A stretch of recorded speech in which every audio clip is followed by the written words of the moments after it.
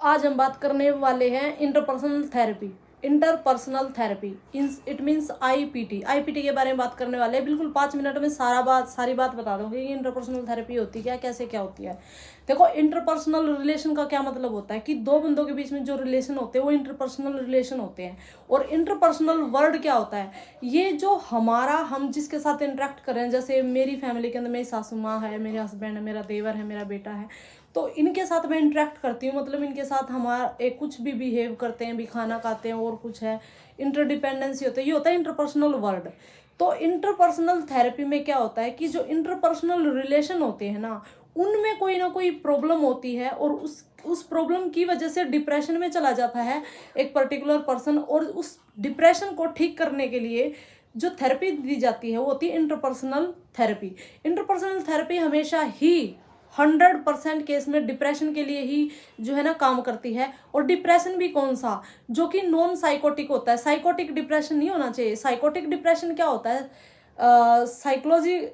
Psychotic depression ये होता है जैसे कि हेलुसिनेशन हो रहे हैं, डिल्यूजन हो रहा है, डिसोशिएशन हो गया है, कुछ ऐसे होते हैं। मतलब हेलुसिनेशन का मतलब ये है कि आपको आवाज़ें सुन रही हैं, ठीक है। सिजोफ्रेनिया हो गया, वो होते हैं साइकोटिक डिप्रेशन। ये सिर्फ सिंपल जो एक डिप्रेशन होता है उसको ट्रीट करने के लिए इसका यूज होता है। अब देखो, इंटरपर्सनल जो थेरेपी है ना, वो बिल्कुल टाइम स्ट्रक्चर्ड होती है। इसका देखो, इसके ना 20 सेशन होते हैं, 20 सेशन, और हर एक सेशन एक वीक में होगा। एक वीक में एक सेशन, यानी कि हर एक 7वें दिन एक सेशन लेना होता है। जैसे अगर इस संडे को एक हमारे पास पेशेंट आया तो नेक्स्ट संडे को आना हो, नेक्स्ट संडे, इस तरह से वो 20 टाइम्स आएगा। और हर एक बार 60 मिनट का यानी कि 1 घंटे का उसका सेशन होगा। Sorry for the slipping of the tongue, मैंने 16 बोल दिया था। 60 मिनट का जो है ना एक सेशन होगा। तो इस तरह से टाइम बाउंड होती है।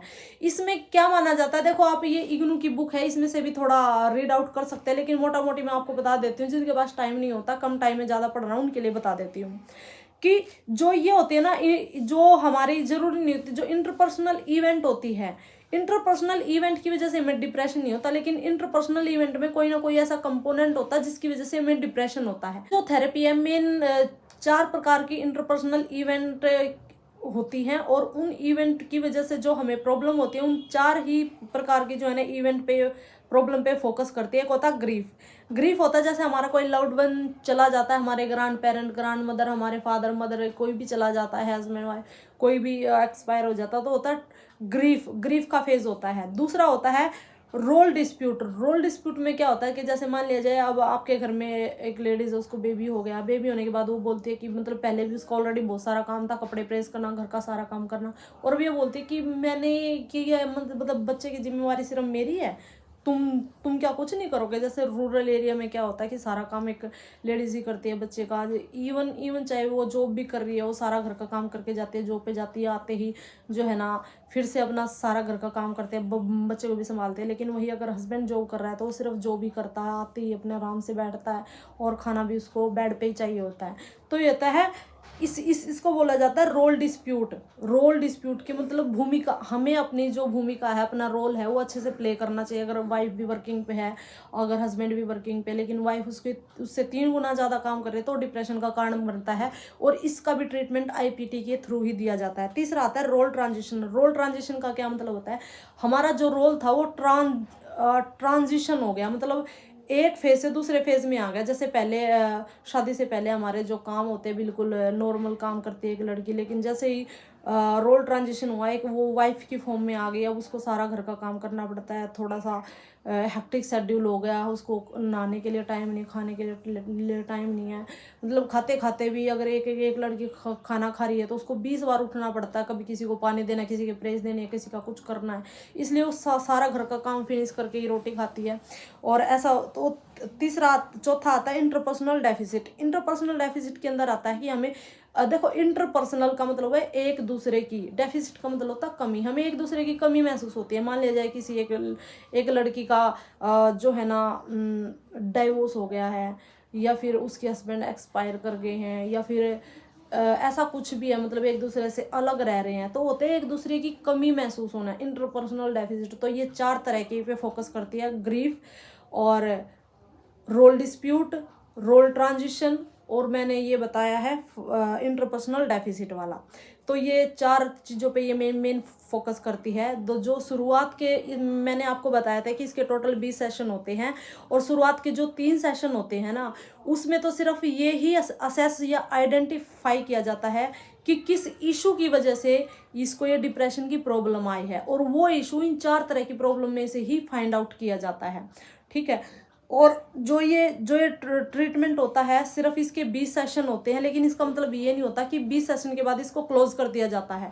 इसके बाद आता है IPTM, यानी कि इंटरपर्सनल थेरेपी के बाद मेंटेनेंस। IPTM, आई का मतलब इंटरपर्सनल, पी का मतलब इंटरपर्सनल और टी का मतलब थेरेपी। इंटरपर्सनल थेरेपी के बाद एम लगाते हैं, इंटरपर्सनल थेरेपी फॉर मेंटेनेंस इसको बोला जाता है। इसमें क्या होता है कि जैसे हमने हर एक वीक करके 20 सेशन लगा दिए, उसके हर एक महीने के बाद, ताकि इसको ये डिप्रेशन फिर से वापस ना आए, उस डिप्रेशन के मेंटेनेंस के लिए हम हर एक महीने में उसको फिर से बुलाते हैं और उसको बार बार उसकी काउंसलिंग करते हैं। जो ये थेरेपी है, ये सबसे पहले USA में जो है ना इसका इजाद हुआ था। ये ग्राल्ड और मायरेना ने इसको जो है ना इवोल्व किया था। उन्होंने इसका जो यूज़ है वो HIV पॉजिटिव पेशेंट के लिए, जो ओल्डर पीपल हैं, जो ओल्ड एज के हैं, उनके लिए, जो एडोलसेंट होते हैं, उनको डिप्रेशन होता है एक टाइम पे आके कि भी हमें फ्यूचर में क्या करना है क्या नहीं है, कुछ हार्मोन चेंज की वजह से उनका डिप्रेशन होता है,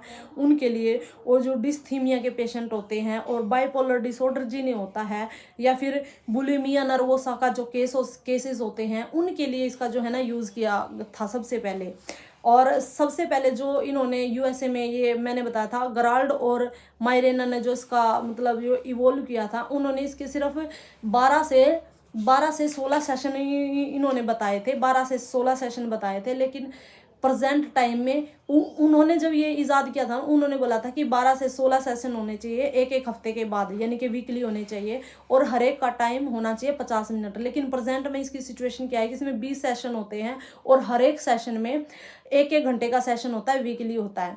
लेकिन अब जो ये बताया जाता है कि 20 सेशन, बहुत सारे पेशेंट नहीं आते, 20 सेशन का नाम लेते हैं, उनका तो दिमाग खराब हो जाएगा, कौन आएगा 20 सेशन के लिए। तो ये प्रैक्टिकल नहीं है।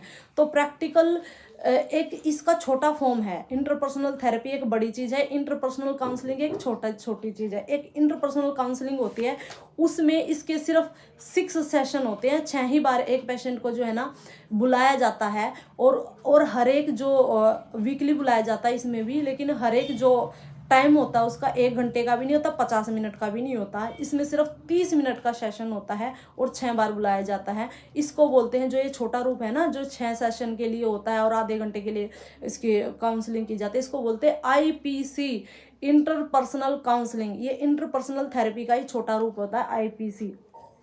ठीक है। और इसका जो है ना एक यूनिक फीचर के क्या होता है कि ये जो हमारे 4 प्रॉब्लम के एरिया है, इन्हीं पे ही जो है ना फोकस करता है।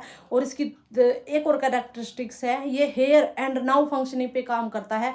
हेयर एंड नाउ का मतलब ये होता है कि प्रेजेंट में इसका डिप्रेशन क्यों है, और प्रेजेंट में इसकी किस तरह से इसका जो है ना माइंड फंक्शन कर रहा है। ठीक है, इस चीज़ के ऊपर फोकस किया जाता है। इसका मतलब ये नहीं है कि पास्ट में इसका क्या था, कि उस पर डिपेंड नहीं करता। मान लिया जाए कोई पेशेंट है, उससे पास्ट का एक्सपीरियंस लेते भी हैं थोड़ा बहुत, लेकिन वो इसलिए ही लिया जाता है क्योंकि पास्ट के जो हमारे इवेंट होते हैं वो हमारे प्रेजेंट को इफेक्ट करते हैं। लेकिन इसका मेन फोकस होता है प्रेजेंट में इसको डिप्रेशन है, इसका डिप्रेशन दूर करना है, किस इवेंट की वजह से इसको डिप्रेशन हो रहा है, और बस इस पे फोकस किया जाता है।